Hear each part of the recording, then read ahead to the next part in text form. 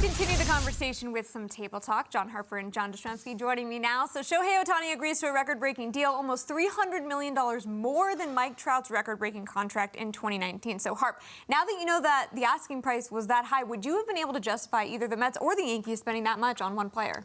It's hard to do it just because we know he's getting paid for this because of the pitching and the hitting, and we don't know about the pitching. As Andy just said, this is his second Tommy John. That's dicey. A lot of players haven't recovered from a second Tommy John and pitched to that level, so it would have been harder to justify it. Look, if Steve Cohen wanted to spend, he could have done it, and I'd still think that you put him in the middle of that Mets lineup, it transforms that lineup, turns that offense into a whole different thing. So, from that point of view, I think it would have been worth it, but it's hard to justify spending $700 million on a guy if you don't know if he's going to be able to pitch again.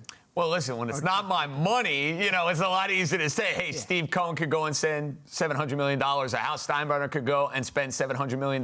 But we'd be killing him. I mean, we'd be happy the idea that Ohtani is going to be a Yankee or a Met, which was never happening because he never had any interest in playing on the East Coast. But I think why this contract is going to age so poorly is the idea that Shohei Ohtani, to your point, Harp, he's had 2 Tommy John surgeries. So what is the element at play here as far as this unicorn status? Is Shohei Ohtani going to be able to hit and pitch and do it at a high level for the duration of that contract? I, for one, would bet against that. I get why the Dodgers are doing it. He's going to make them a ton of money. He's one of the more marketable and charismatic players that the game has to offer. But what is Shohei Ohtani, the pitcher, in a year, 2 or 3 years? Michelle, I have no idea. I don't think that's worth $700 million.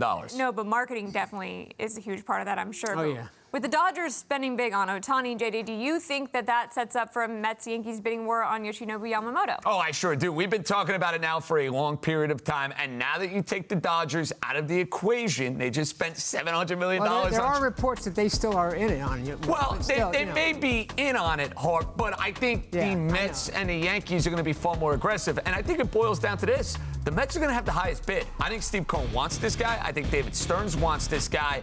I think it really boils down to the money of the Mets compared to the allure and the prestige and the tradition of the Yankee pinstripes, and can Masahiro Tanaka and Hideki Matsui and Brian Cashman make that push to Yamamoto? That's the million-dollar question. But I really do think, at the end of the day, it's the Yankees or the Mets. I do, too. I think Dodgers could... I mean, you never know. If he wants to be in the West Coast like Ohtani, it could be a factor. But I think you're right. I mean, it comes down to the Mets. We know Cohen made the gesture of going over to Japan, so you know how serious it is. And it feels like it's really a Yamamoto or bust for the Mets this offseason right at this point. With the Yankees, it's not so much. But as you said, that Yankee tradition and that all that Yankee stuff weighs heavily in Japan.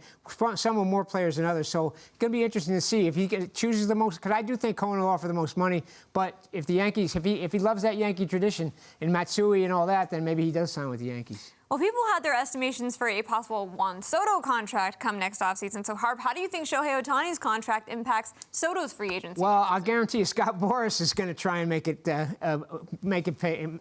more reliable than it's ever been as far as that goes. But I don't know. I mean, the teams are going to say, look, Ohtani's a unicorn, as we all just talked about. He's got to pitch. He's going to hit. That's what you're paying for, is that extra dimension. And you don't know if we're going to get it or not. But still, I don't think teams are going to be willing to go, look, it's going to cost you something more, but I don't know if the Yankees are going to say, well, we're paying more just because Soto got that money. I mean, because Ohtani got the money. I think if you're Juan Soto, you're Pete Alonso, any of these big stars who are going into free agency next year, I'd have a big fat smile on my face knowing if I go and ball out in 2024, maybe I'm not getting Shohei Ohtani money, but Juan Soto is 25 years old. So if he goes into free agency, he might be saying to himself, hey, maybe I can get 5. Maybe I can get 550. Maybe Pete Alonso he might have had that in mind anyway. He did, because he turned down that big money offer from the Washington Nationals. But if you're a big money player, I'm like, okay, the market is changing. It's evolving. Therefore, I'm going to make more money.